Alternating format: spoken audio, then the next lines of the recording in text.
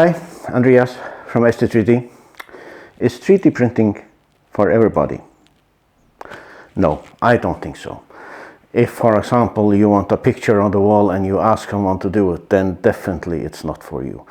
And will it ever be for everybody? If you ask me, no. Because you can maybe get it that good that it's just click and print. That's okay. Benchy, whatever, something like that. But then you have a clock, then you have this, then you have this. You want to go somewhere to repair it, then I think you have to work a double shift. Because it is not just, it's like a tool. It's like I give you a pencil and a paper. You will not write the best novella ever written, because pencil and paper is just tools. The same, think about 3D printer as a tool. If you have a hammer and a saw, no one say you will build the prettiest mansion ever built. But it's tools. Someone can do it, someone can't. It's the same with 3D printing. I do it a bit, it's not for bragging, but I only do my 3D print. It's only, I have never printed a Benchy. I just see it in the internet. I have never ever done it. I never print something like that. I print things that I design myself.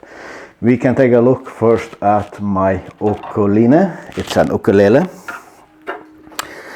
This one is electric.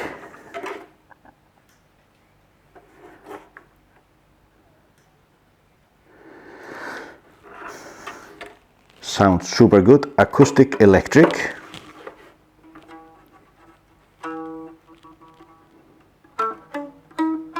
No.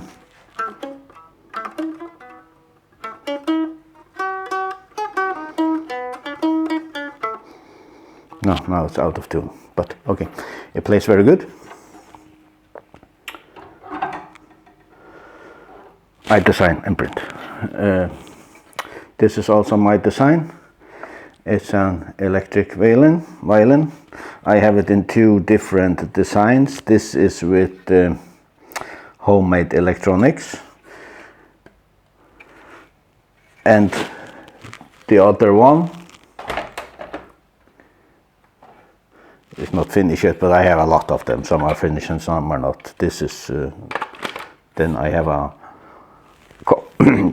coal fiber tube through the middle, and this one has electronic behind.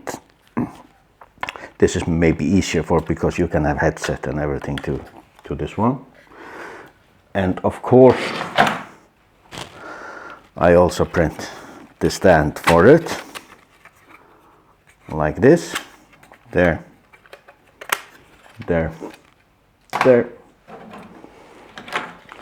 and on again with that one. And then we come to my crossbows. A bit powerful, but not, they are a bit. And this one shoots homemade arrows that I put in this way.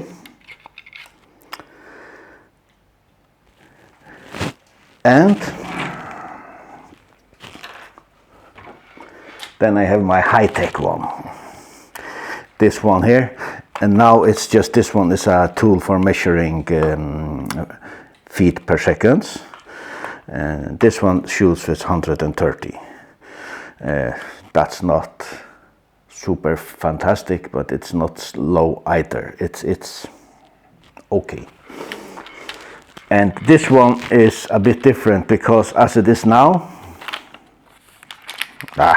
shit, I forgot to, no. This one is with magazine for bullets. Then I can take all the middle out of it and put this in instead. Then I can put arrows in and shoot arrows. As it is now, it is for magazine. Here's an extra one here. And this one is also, you know, and then you load it with that one there. And for transportation, you can also take this off like that. So this is just small what I do with my 3D printing. And I have an ANET A8 Plus. It's good for this big stuff. Yeah, forgot it. These here, all of my things, of the big things, they have, this one has a coal fiber tube or rod, rod through the middle. And the same goes for the ukulele. It goes from there and all the way down here. You can even, no, you can see it there.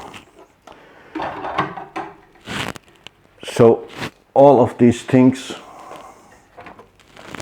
take a long time to print, but and to design. But that's the funny part of it, to design it. And this one was called the CP33, and this one is CP43. It's because it's 43 there, but I have changed it so this one also has the 43 on, 43 centimeters from there to there. And yeah, now it's a bit, this in front here, it's for putting down on your leg, and then you pull it up like that. It can even be stronger, but I don't know. I have never tried to go over this. It's all depends on how strong it's the rubber. Huh? If I put more rubbers on, of course it will be more difficult or more hard here. This one is printed. The black is PLA.